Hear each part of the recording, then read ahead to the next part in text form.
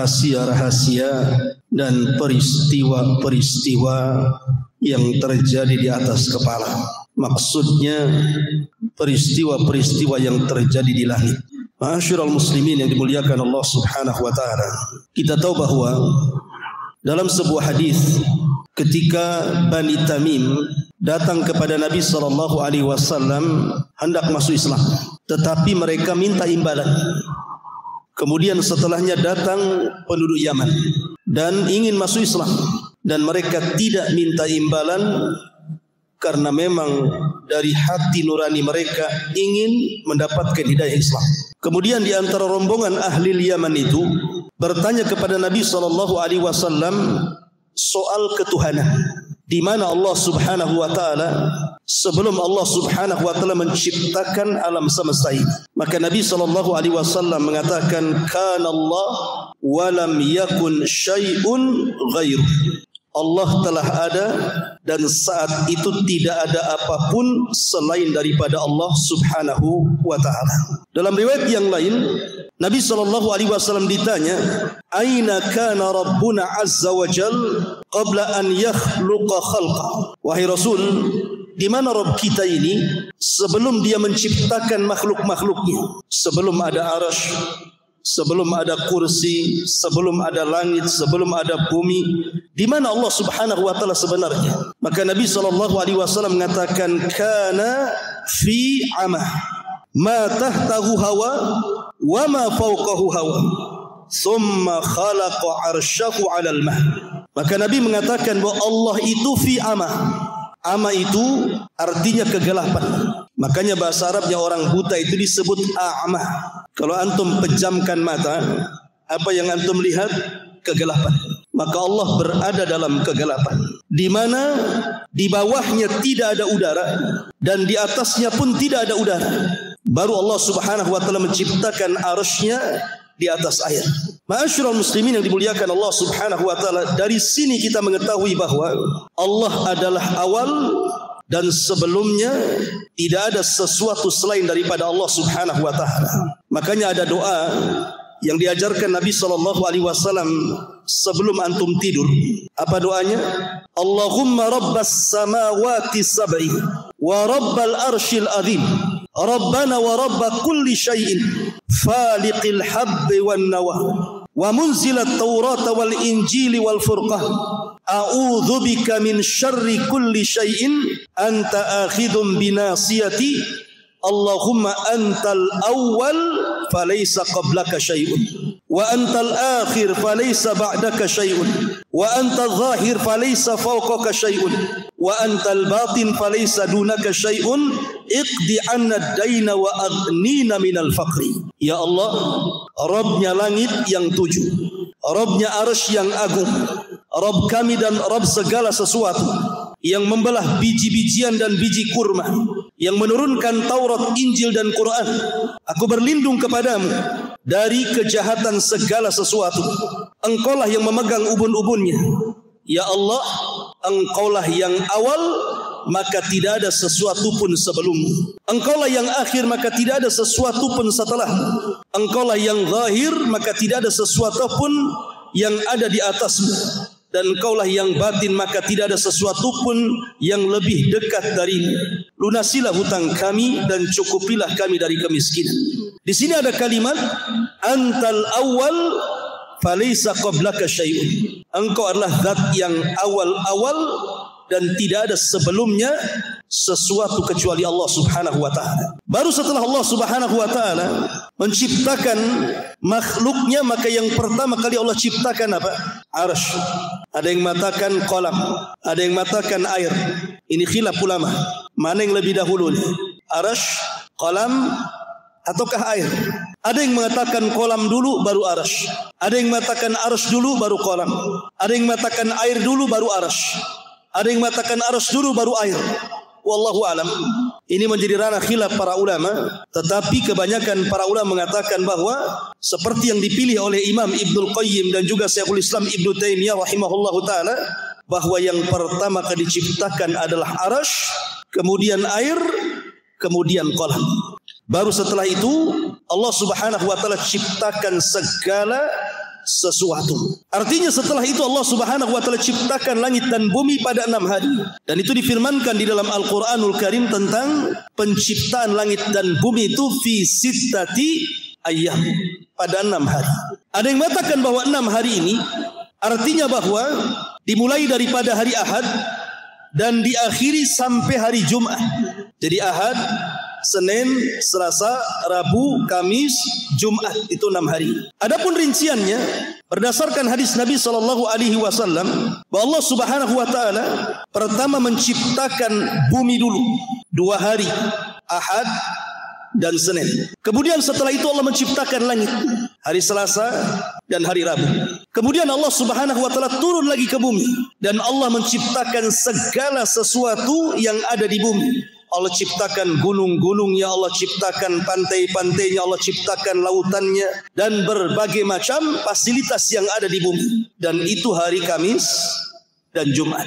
Dalam sebuah hadis Nabi SAW mengatakan, khalaqallahu azza wa jal at-turbata yawmas sabti wa khalaqa fiha al-jibal yawmal ahad wa khalaqa asy-syajara yawmal itsnin wa khalaqa al-makruha yawmas thulatha wa khalaqa an-nur yawmal arbi'ah wa batha fiha ad-dawab yawmal khamis wa khalaqa adam ba'dal asri min yaumil jum'ah fi akhiril khalqi fi akhiris saati min saatil jum'ah fi ma bainal asri ilal laili. Rinciannya, Allah menciptakan tanah hari Sabtu, kemudian Allah ciptakan gunung hari Ahad, kemudian Allah ciptakan pohon-pohonan hari Senin, kemudian Allah ciptakan sesuatu yang tidak disukai manusia hari Selasa, kemudian Allah ciptakan cahaya hari Rabu, kemudian Allah Subhanahu wa taala ciptakan binatang-binatang hari Kamis, dan Allah ciptakan Adam setelah asar di hari Jumat. Ma'asyiral muslimin yang dimuliakan Allah Subhanahu wa taala, intinya bahwa setelah Allah Subhanahu wa taala ciptakan langit dan bumi dan berbagai macam galaksinya sampai kepada arasy-Nya, banyak peristiwa-peristiwa yang terjadi di langit. Apa saja peristiwa-peristiwa yang terjadi di langit itu? Tentu karena ini perkara gaib, harus berdasarkan nas. Langit kedua saja, jangan langit kedua, langit pertama saja kita tidak bisa melihatnya. Yang antum melihat itu awan, itu bukan langit. Karena langit itu sesuatu yang ada bangunannya. Dan Abdullah ibn Mas'ud radhiyallahu an ketika mengatakan jarak antara langit dan bumi itu perjalanan 500 tahun. Bayangkan perjalanan 500 tahun itu sampai di mana? Itu dari bumi ke langit. Dalam asar Abdullah ibn Mas'ud radhiyallahu an. Makanya ketika para ulama membahas soal bulan, apakah bulan itu di bawah langit ataukah bulan itu di atas langit? Bagi yang mengatakan bahwa bulan itu di atas langit, berarti tidak ada orang yang sampai ke bulan. Tetapi kalau bulan itu di bawah langit, memungkinkan orang sampai ke bulan. Alasannya karena langit itu ada pintunya. Makanya dalam peristiwa Mi'raj, Nabi SAW dibawa oleh Jibril, dan Jibril tidak serta-merta langsung naik ke langit pertama, tapi lewat pintunya. Setelah Jibril kemudian meminta kepada penjaga pintu langit pertama tidak langsung membuka, tapi bertanya, "Man, siapa kamu?" Maka Jibril mengatakan, "Saya Jibril." "Siapa yang bersamamu?" "Muhammad." "Awa qad uhiya ilai?" Apakah sudah diwahyukan, diizinkan dia boleh naik? Kata Jibril, boleh, dan sudah diizinkan, baru dibuka. Artinya kalau posisi bulan itu di atas langit, berarti peristiwa Neil Armstrong yang naik ke bulan itu harus minta izin seperti minta izinnya Jibril kepada penjaga pintu langit, kan begitu? Mungkin nggak tuh Neil Armstrong kayak gitu? Assalamualaikum. Waalaikumsalam. Siapa? Neil Armstrong. Mau kemana? Mau ke bulan. Sudah diizinin? Itu nggak tahu saya. Mana bisa kan? Artinya kalau seandainya bulan itu di atas langit, berarti Neil Armstrong itu harus minta izin dulu. Berarti mustahil Neil Armstrong diizinkan naik ke langit. Gak mungkin, dia orang kafir. Mana boleh diizinkan naik ke langit? Mana dalilnya orang kafir tidak diizinkan naik ke langit? Al-Quran yang mengatakan la tufattahu lahum abwabus sama wa la yadkhulunal jannah hatta yalijal jamalu fi sammil khiyah. Ruhnya orang-orang kafir tidak akan dibukakan pintu-pintu langit padanya, dan mereka tidak akan masuk ke dalam sorga sampai ada cerita unta masuk ke lubang jarum. Artinya orang kafir tidak mungkin naik ke langit, kan? Karena tidak dibukakan pintunya. Berarti Kalau memang bulan itu posisinya di atas langit, berarti dustalah kisah Neil Armstrong itu naik ke bulan. Tapi kalau bulan itu di bawah langit, mungkin karena kalau di bawah langit tidak perlu naik ke pintu, tidak perlu izin kan itu ya. Tetapi mungkin ini berapa persen? Karena ada sebagian para ulama seperti Al-Imam Asy-Syinkiti dalam kitab Adwail Bayan itu membantah bahwa tidak mungkin orang sampai ke bulan, mustahil. Kemudian membawakan surah Ar-Rahman, ya ma'syaral jinni wal insi in istata'tum an tanfudhu ila samawati wal ardh fanfudhu la tanfuduna illa bisultan. Walaupun ada juga yang mengatakan mungkin, walaupun sekali lagi penelitian dunia sampai hari ini masih meragukan Neil Armstrong sampai ke bulan ataukah tidak sampai ke bulan. Ada yang mengatakan bahwa itu di studio, buktinya benderanya berkibar-kibar. Mana di bulan oksigen, macam-macam pokoknya ya. Intinya itu urusan orang pintar lah. Tetapi kita ini logika saja. Kalau memang bulan itu di atas langit, mustahil Neil Armstrong sampai ke sana. Tapi kalau bulan di bawah langit, mungkin saja. Wallahu a'lam. Ma'asyiral muslimin yang dimuliakan Allah Azza wa Jalla. Di dalam Al-Quran, Allah Subhanahu wa Ta'ala berfirman, was-sama'i wat-tariq. Wa ma adraka mat-tariq. An-najmu saqit. Tarik itu artinya Anda mengetuk pintu, itu disebut tarik. Tarakal bab artinya mengetuk pintu. Dan yang dimaksud pintu di sini adalah pintu langit. Pintu langit ini tidak semua dibuka. Hanya waktu-waktu tertentu pintu langit ini dibuka. Contoh, dalam hadis Bara bin Azib radhiyallahu anhu, ketika Nabi SAW menceritakan tentang ruhnya seorang mukmin yang meninggal. Apa kata Nabi SAW? Apabila ruhnya seorang mukmin dicabut, maka dicabut seperti tetesan yang terakhir yang keluar dari mulut teko. Kemudian setelah itu dicabut, ruh itu dicabut, maka malaikat maut tidak lama memegang ruh itu. Langsung disambar oleh malaikat lain, kemudian diletakkan di kain kafan yang sangat harum, karena kain kafan itu berasal dari sorga. Kain kafan yang sangat halus, yang sangat harum, yang sangat indah, kemudian baunya sampai ke langit. Maka malaikat di langit bertanya, ini ruhnya siapa? Kok harum sekali? Maka para malaikat pun membicarakan bahwa ini ruhnya fulan ibn fulan. Maka ruh itu diangkat ke langit. Barulah pintu langit dibuka. Jadi rusulul maut, rasul-rasul kematian itu, para malaikat yang membawa ruhnya seorang yang beriman akan mengetuk pintu langit pertama, kemudian dibuka. Kemudian pintu langit kedua sampai ke-7. Setelah berhadapan dengan Allah Subhanahu wa Ta'ala ruh tersebut, maka Allah Subhanahu wa Ta'ala katakan, kembalikan ruh ke dalam jasadnya, letakkan catatannya fil illiyin, di tempat yang paling tinggi di surga. Artinya bahwa hanya ruh orang-orang yang beriman yang bisa naik ke atas langit. Kemudian peristiwa yang kedua yang bisa melewati pintu langit itu adalah terangkatnya amal saleh. Sekarang bulan apa? Bulan Sya'ban. Sekarang sudah masuk tanggal 1 bulan Sya'ban, besok tanggal 2 kan gitu. Bulan Sya'ban ini ikhwan adalah satu di antara 4 waktu di mana amalan kita diangkat ke langit. Satu di antara 4 waktu di mana amalan kita diangkat ke langit. Waktu yang pertama, setiap asar dan setiap fajar. Berdasarkan hadis Nabi SAW, yata'aqabuna fikumul malaikah, malaikatul laili wa malaikatul nahar, wa yajtami'una fi salatil asri wa salatil fajr. Kata Nabi SAW, setiap hari Allah itu menugaskan para malaikat untuk mencatat kebaikan kita selama 24 jam. Ada yang mencatat kebaikan di malam hari dan ada yang mencatat kebaikan di siang hari. Dan malaikat itu tugasnya sendiri-sendiri. Ada malaikat yang ditugaskan di malam hari, ada malaikat yang ditugaskan di siang hari. Dan berjumpanya di 2 waktu sholat. Pertama sholat asar, yang kedua sholat fajar. Ketika malaikat siang dan malaikat malam ini menghadap Allah, maka malaikat ini membawa catatan kebaikan kita. Jadi antum ini malam hari ngapain saja? Oh, malam hari ini antum alhamdulillah ngaji di sini. Tapi sebagian saudara antum mungkin lagi maksiat jam segini. Nanti malam lagi antum tahajud. Nanti antum baca Quran. Antum berwudu, antum berzikir, semua dicatat. Sampai waktu subuh. Termasuk tidur antum dicatat. Apakah ketika antum tidur bernilai ibadah atau tidak?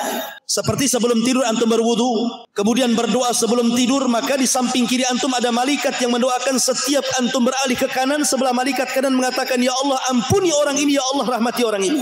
Setiap berguling ke kiri, malaikat sebelah kiri mengatakan, ya Allah ampuni orang ini, ya Allah rahmati orang ini. Sampai subuh. Maka catatan baik kita ini sudah dicatat nih malaikat malam. Maka ketika datang waktu fajar, saat manusia sedang sholat fajar subuh, maka malaikat malam naik ke langit. Ketika itu pintu langit pertama terbuka. Kemudian disusul dengan pintu langit kedua, ketiga, keempat, sampai ketujuh terbuka. Dalam rangka membawa catatan amal kita sampai di Sidratil Muntaha. Kemudian setelah itu malaikat yang mencatat amal kebaikan di siang hari turun ketika manusia sedang sholat subuh. Kemudian mencatat kita kebaikan kita di pagi hari, di siang hari, di sore hari, sampai waktu asar. Maka mereka akan naik membawa catatan amalan kita untuk dilaporkan kepada Allah Subhanahu wa ta'ala. Makanya kenapa dua salat ini disabdakan Nabi SAW, man hafadha ala baradaini dakhalal jannah. Siapa yang menjaga dua waktu salat subuh dan asar dijamin masuk surga. Karena itu pertukaran malaikat yang mencatat kebaikan siang dan juga malam. Ini alasan pertama bahwa setiap asar dan setiap subuh pintu langit terbuka untuk mengangkat catatan amal. Kemudian yang kedua, setiap hari Senin dan Kamis Nabi SAW bersabda, tu'radunal a'mal fi kullil khamis wasnaini. Akan ditampakkan amal-amal manusia pada setiap hari Kamis dan hari Senin. Karena dua hari ini adalah dua di mana pintu langit terbuka. Bukan hanya pintu langit saja, pintu sorga terbuka. Setiap hari Senin pintu sorga terbuka. Setiap hari Kamis pintu sorga terbuka. Apalagi pintu langit. Untuk apa? Mengangkat catatan amal kebaikan kita. Dan semua manusia akan diangkat kecuali dua orang gak diangkat amalannya. Setiap Senin dan Kamis dua orang akan diangkat amalannya. Pertama, orang musyrik akan diangkat.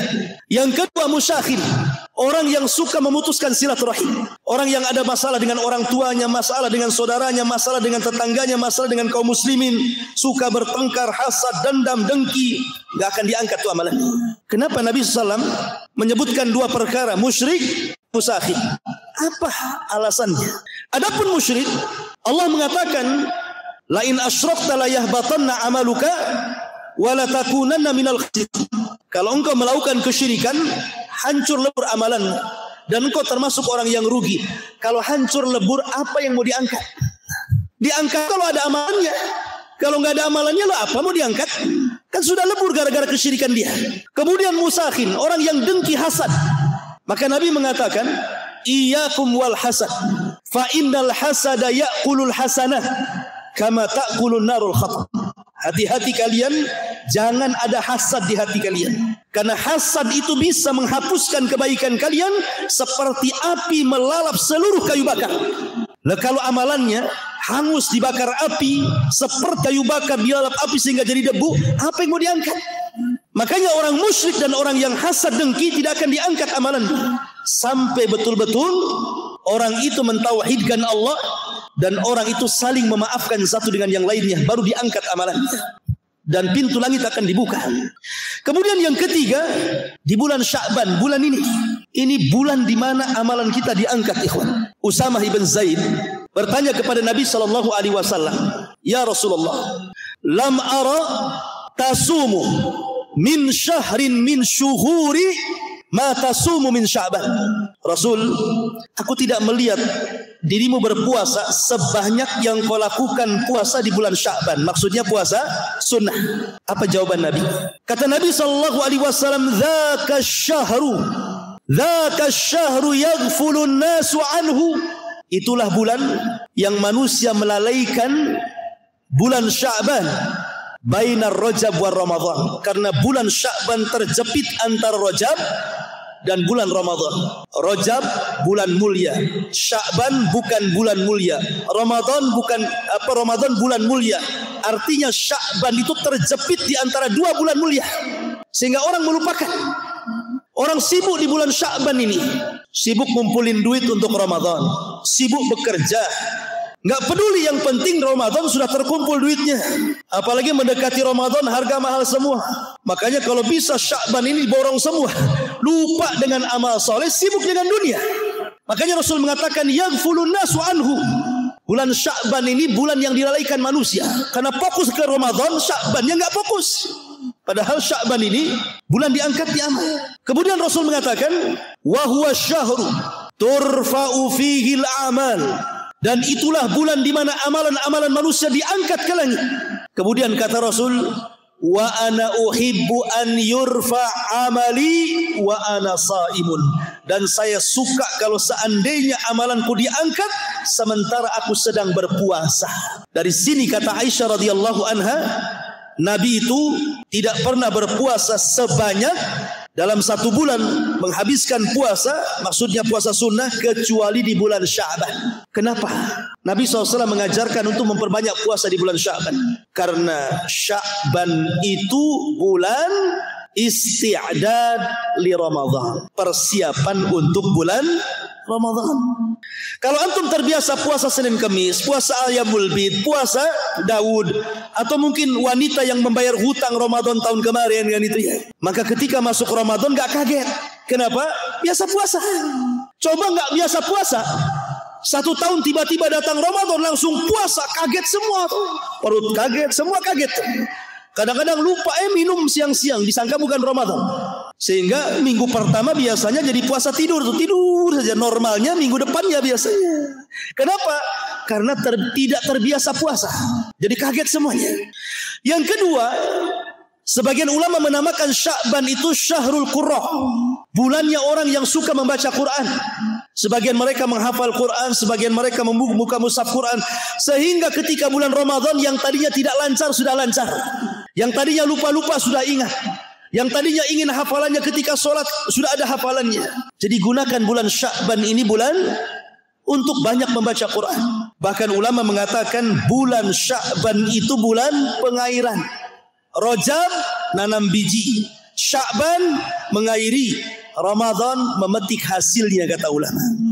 Lah Sya'ban ini pintu langit dibuka 24 jam, mengangkat amalan kita siang dan malam. Sekali lagi, ada 2 orang yang tidak akan diangkat sama ketika berbicara tentang Senin dan Kamis. Pertama, orang musyrik tidak akan diangkat amalannya di bulan Sya'ban. Dan yang kedua, orang yang hasad, orang yang dengki, orang yang suka mutus silaturahim tidak akan diangkat. Makanya pertama, mantapkan tauhid di bulan Sya'ban. Yang kedua, bersihkan hati dari iri dan dengki. Yang ketiga, perbanyak puasa dan juga baca Quran serta sedekah dan amal-amal yang lainnya, karena ini bulan diangkatnya amalan kita, dan bulan ini semua pintu langit dari pertama sampai ke-7 dibuka oleh Allah Subhanahu wa taala. Kemudian yang terakhir, sebagaimana hadis Bara bin Azib tadi, ketika ruh diangkat, catatan ngikut dari bawah. Ketika menghadap Allah, maka Allah mengatakan, kembalikan ruh ke dalam jasadnya, tapi angkatlah fil illiyin, di tempat yang paling tinggi di sorga. Ini peristiwa langit yang luar biasa, di mana pintu-pintu langit terbuka saat diangkatnya amal. Ini yang kedua. Yang ketiga, Allah membuka pintu langit bagi manusia-manusia khusus. Pertama, Nabi Allah Idris alaihi salam.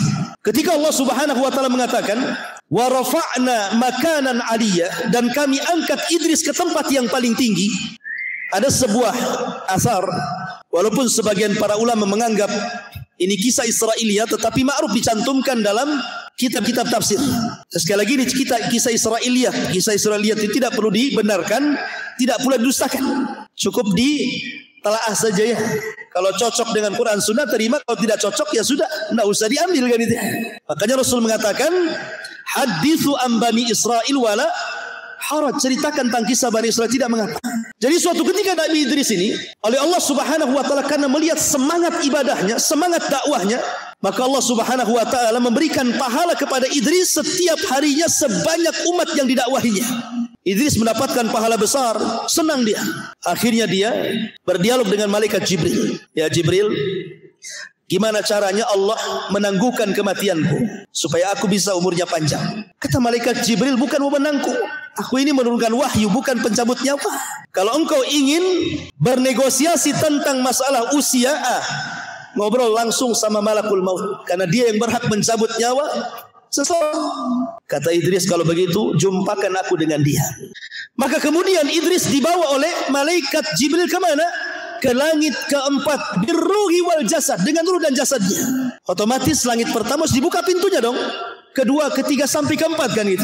Makanya dalam peristiwa Isra Mi'raj Rasul berjumpa dengan Idris di langit keberapa? Keempat. Ya. Masa sampainya di langit keempat, tiba-tiba malaikat maut sudah di situ. Padahal belum dipanggil Jibril. Jibril kan pemimpin malaikat. Dia berhak memanggil malaikat manapun karena dia pemimpinnya. Ketika sampai di langit keempat, kok malakul maut sudah di situ, seolah-olah menunggu. Maka Jibril mengatakan, heran, aku belum memanggil kamu, kok kamu sudah di sini? Kata malakul maut, aku juga heran. Aku ditugaskan oleh Allah Subhanahu wa taala mencabut nyawa manusia. Mana ada manusia di langit keempat? Ya sudah, aku turun saja ke langit keempat, katanya. Kata Jibril, jangan-jangan yang kau maksud adalah Idris. Karena tidak ada manusia di langit keempat kecuali dia, kan begitu ya. Idris mau minta tambah umur, malaikat maut pula ditugaskan nyabut umur. Itulah ajal. Apabila sudah sampai waktunya, tidak mungkin mundur, tidak mungkin maju. Di mana ada kaidah al-hadaru la yamna'ul qadar. Menghindar dari kematian itu tidak mencegah takdir kematian. Orang ini kan mau menghindar dari kematian kan? Takdir kematiannya sampai di situ. Ini yang pertama. Yang kedua, Isa bin Maryam. Ketika tentara Romawi, orang-orang Yahudi mengepung markas Isa bin Maryam, ketika itu Isa sedang bersama orang-orang Hawariyun, sahabat-sahabat setia Isa bin Maryam. Isa tahu dia akan ditangkap, dibunuh, disalib. Maka Isa mengatakan kepada murid-muridnya, siapa yang ingin kuserupakan wajahnya denganku, maka kujadikan dia temanku di sorga. Maka satu di antara murid Isa siap digantikan wajahnya, diusaplah wajahnya sehingga mirip dengan Isa. Maka Isa pun tidur, kemudian diangkat ke langit, birruhi wal jasad, dengan ruh dan jasad. Kemudian orang yang diserupakan itu ditangkap, disalib dan dibunuh. Maka orang Yahudi mengklaim bahwa mereka sudah membunuh Isa bin Maryam. Padahal Isa tidak dibunuh, Isa tidak disalib, Isa diangkat ke langit. Ketika Isa diangkat ke langit, otomatis pintu langit dibuka. Dan dia pun tinggal di langit kedua bersama Yahya ibn Zakaria. Dan Isa ditemui oleh Rasul birruhi wal jasad karena belum mati. Maka dia berada dengan ruh dan jasadnya di langit kedua. Beda dengan para nabi yang lain, dijumpai oleh Rasul ruhnya saja, tetapi Isa ruh wal jasad. Ini peristiwa yang kedua. Yang ketiga, peristiwa Isra Mi'raj. Nabi sallallahu alaihi wasallam dimi'rajkan oleh Allah Subhanahu wa taala dari mana? Baitul Maqdis. Kenapa dari Baitul Maqdis? Karena pintu langit sejajar dengan Baitul Maqdis. Kenapa tidak dari Mekah saja? Langsung ke Sidratul Muntaha, turun lagi ke Mekah. Kenapa mesti dari Baitul Maqdis ke Sidratul Muntaha, balik lagi ke Baitul Maqdis, baru kemudian ke Mekah? Ulama mengatakan karena pintu langit sejajar dengan Baitul Maqdis. Maka harus dari situ Rasul naik. Yang kedua, Baitul Maqdis itu kiblatnya para nabi. Sehingga Nabi SAW harus sampai ke kiblatnya para nabi. Kemudian yang ketiga, di Baitul Maqdis inilah semua para nabi menyerahkan estafet dakwah mereka kepada Nabi. Karena ketika Rasul sampai di Baitul Maqdis, Rasul jadi imam. Di belakangnya para nabi, semuanya para nabi. Dan Nabi SAW jadi imam mereka, seolah-olah para nabi menyerahkan bahwa estafet dakwah kami, wahai Muhammad, ku serahkan kepada kamu. Makanya Nabi ajarannya akan sampai kepada seluruh para nabi yang di belakangnya. Ajaran Islam yang dibawa Rasul akan sampai ke daerah yang para nabi sholat di belakangnya. Makanya kita lihat bagaimana Islam menyebar di seantero dunia kan. Ada di mana-mana. Mana negeri para nabi itu? Negeri para nabi itu Syam, Irak, Mesir, Jazirah Arab. Itu negeri para nabi. Dan Islam berkembang di 4 tempat.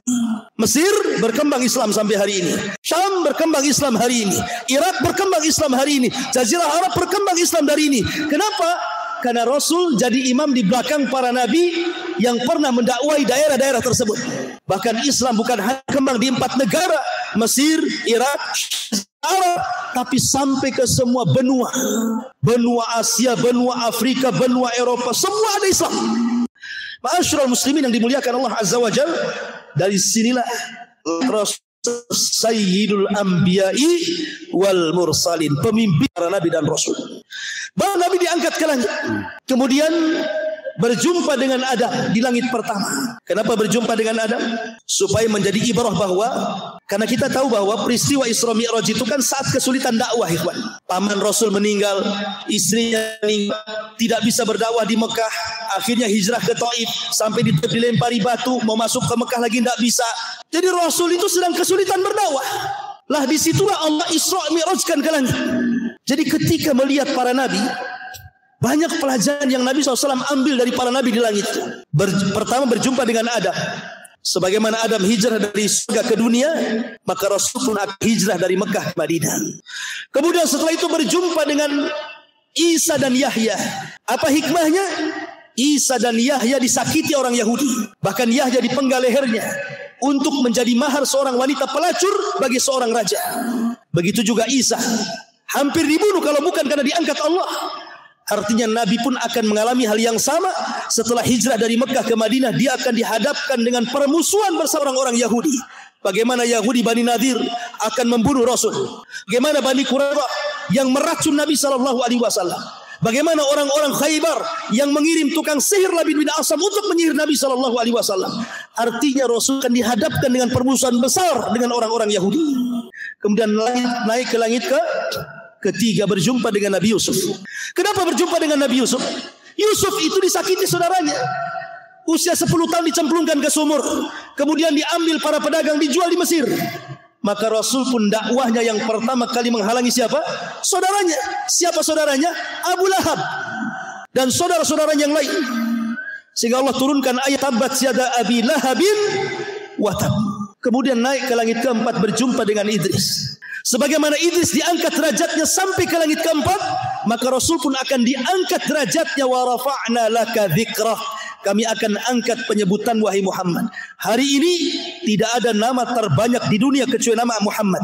Sebutkan siapa nama yang paling banyak disebut di dunia kalau bukan nama Muhammad. Ketika antum azan mendengar nama Muhammad, ketika qomat mendengar nama Muhammad, ketika salawat mendengar nama Muhammad, ketika tasyahud mendengar nama Muhammad.